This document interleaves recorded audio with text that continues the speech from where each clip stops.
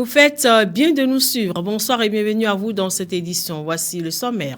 Le bien-être, un mot simple, mais une réalité que beaucoup cherchent sans toujours savoir où le trouver. Dans un quotidien rythmé par les obligations, les préoccupations et la course contre le temps, prendre soin de soi devient souvent une option alors qu'il devrait être une priorité quotidienne. Mais qu'en est-il réellement? Vous suivrez un reportage réalisé par l'équipe de la télévision Maranatha Bénin dans cette édition.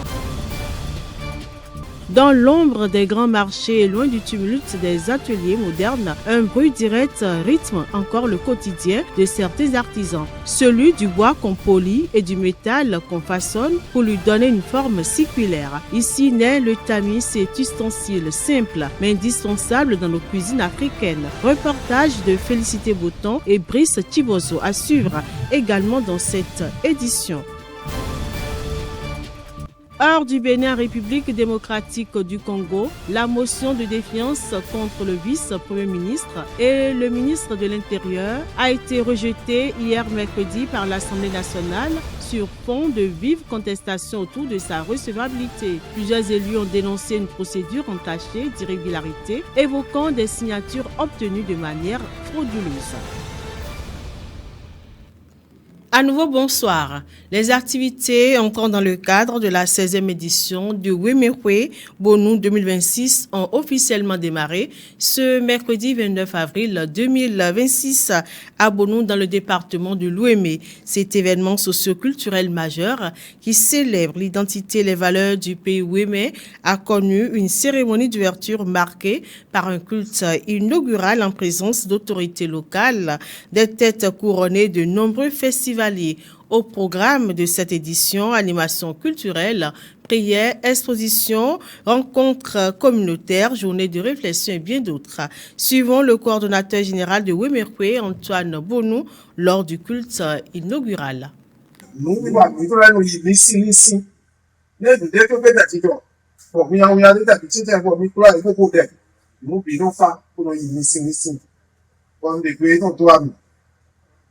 Lọ́sọ̀ di ìdọ̀bọ̀ fífúlé ní ìdọ̀rọ̀ fúfúlé ní ìdọ̀rọ̀ ìdọ̀rọ̀ ní sọ̀dé wáyé ẹ̀ gan lè tán bó sí pèlè bílú ẹ̀ bọ̀ sọmọ fúlàfúlà bẹ́ o lè mẹ́ra ṣe kò já bó hàn epo kò já bó hàn àmọ́ pínlẹ́gbẹ́ nínú ọ̀nà tí àwọn máa ń dùn gbé lọ́fọ̀ sẹ́dọ̀fọ̀ ní tán mímẹ́ wọ́n kárí ìbílẹ̀.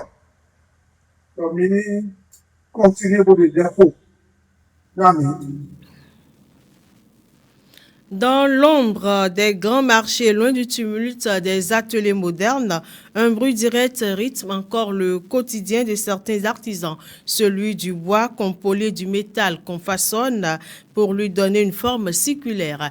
Ici naît le tamis, cet ustensile simple mais indispensable dans nos cuisines africaines. Suivons le reportage réalisé par Félicité Bouton et Brice Thibozo. Le bruit du marteau résonne sur le métal.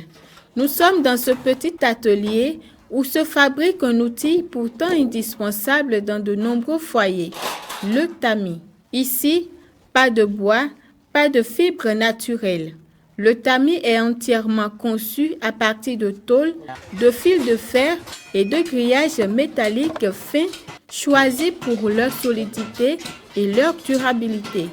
Au milieu de cette activité se cache la difficulté d'acquisition du matériel. Les travaux que j'ai appris sont nombreux, mais ce travail-ci, c'est moi-même qui me suis débrouillé pour l'apprendre. Le blanc a aussi sa propre créativité, mais il ne réussit pas toujours. Je le fais pour les revendeuses de torpas et quand elles me cherchent, elles s'arrangent pour me retrouver. La fabrication du tamis commence par la découpe de tôle. L'artisan taille ensuite une bande métallique qui servira à former le cadre du tamis. Cette bande est soigneusement courbée pour obtenir une forme circulaire parfaite. Puis vient après la pose du grillage. Ce grillage fin va déterminer la finesse du tamisage et va être découpé aux dimensions exactes du cadre.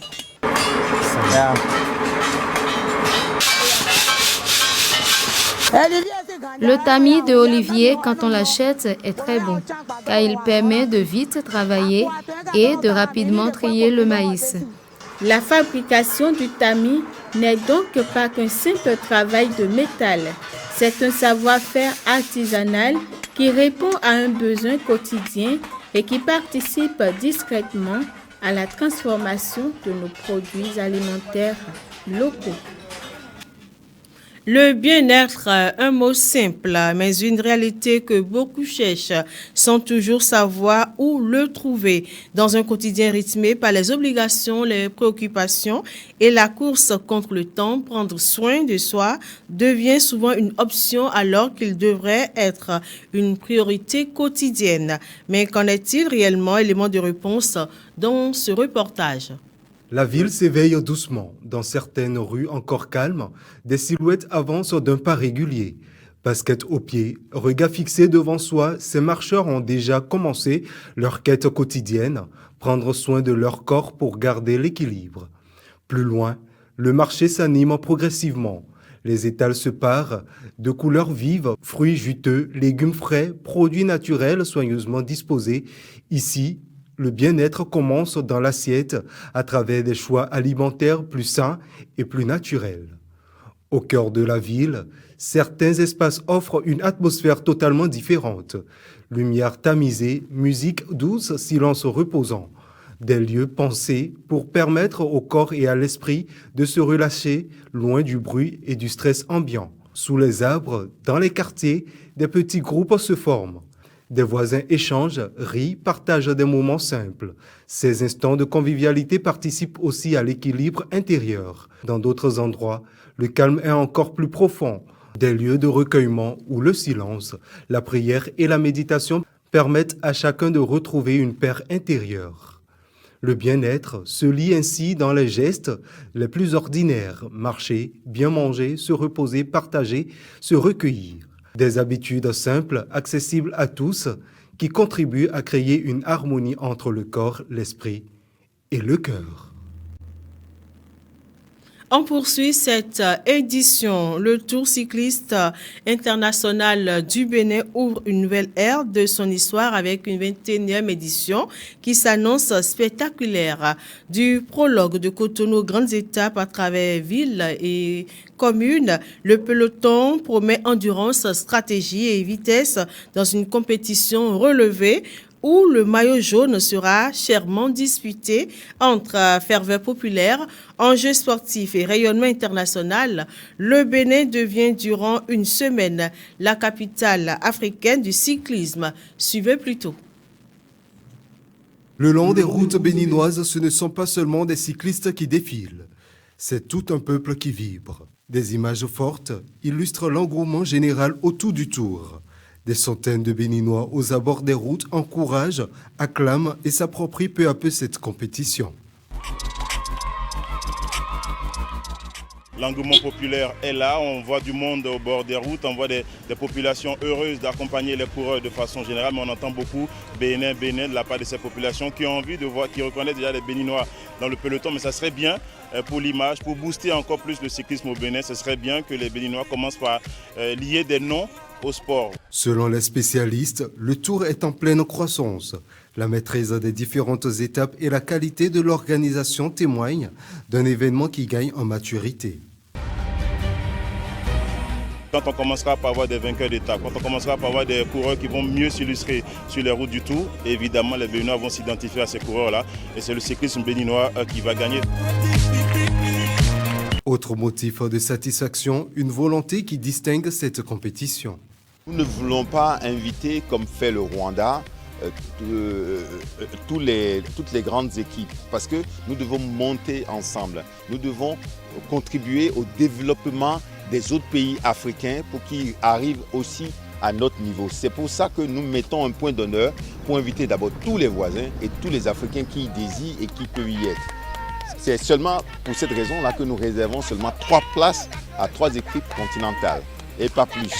Un Tour qui grandit, un public conquis et voir un Béninois vainqueur rendra l'histoire encore plus belle. Hors du Bénin à présent, au Mali, le blocus des djihadistes du JNIM s'installe peu à peu autour de Bamako. À Madagascar, on tend vers un apaisement des relations avec la France après les tensions des derniers jours et en RDC. La motion de défiance contre le vice-premier ministre rejetée. Retrouvez Némi Dera pour Le Monde en bref. Au Mali, le groupe djihadiste du JNIM met à exécution sa menace de placer Bamako sous blocus. Après les attaques djihadistes et rebelles qui ont frappé le cœur du régime à Kati, près de Bamako, où le ministre de la Défense a été tué. Des revers ont été enregistrés aussi à l'intérieur du pays, où l'armée a perdu contrôle de plusieurs villes stratégiques au profit des rebelles. À l'ouest, sur l'axe Bamako-Kéniéba, la route est bloquée. À Soribougou, à moins de 80 km de Bamako, des centaines de véhicules sont immobilisés, camions, cars, voitures particulières. Au sud, même scénario sur la route de Sikasso. Le JNIM impose un blocus strict à tous les véhicules en direction de Bamako. Selon un contact qui voulait se rendre dans la capitale malienne, son bus qui partait de la ville de Bougouni est arrivé du côté de Kéléa, à 100 km au sud de Bamako, où les combattants du JNIM ont forcé le conducteur à rebousser chemin. À l'est, le tronçon Bamako-Kourimale est lui aussi paralysé. La présidence malgache a annoncé ce mercredi soir, 29 avril, que le colonel Michael Randrianirina et son homologue français Emmanuel Macron se sont entretenus au téléphone suite aux convocations mutuelles des chefs de mission diplomatiques dans les deux pays. C'est une mise au clair au plus haut sommet entre Madagascar et la France. Le communiqué publié ce mercredi 29 avril par la présidence malgache fait état d'un appel téléphonique la veille entre Michael Randrianirina et Emmanuel Macron.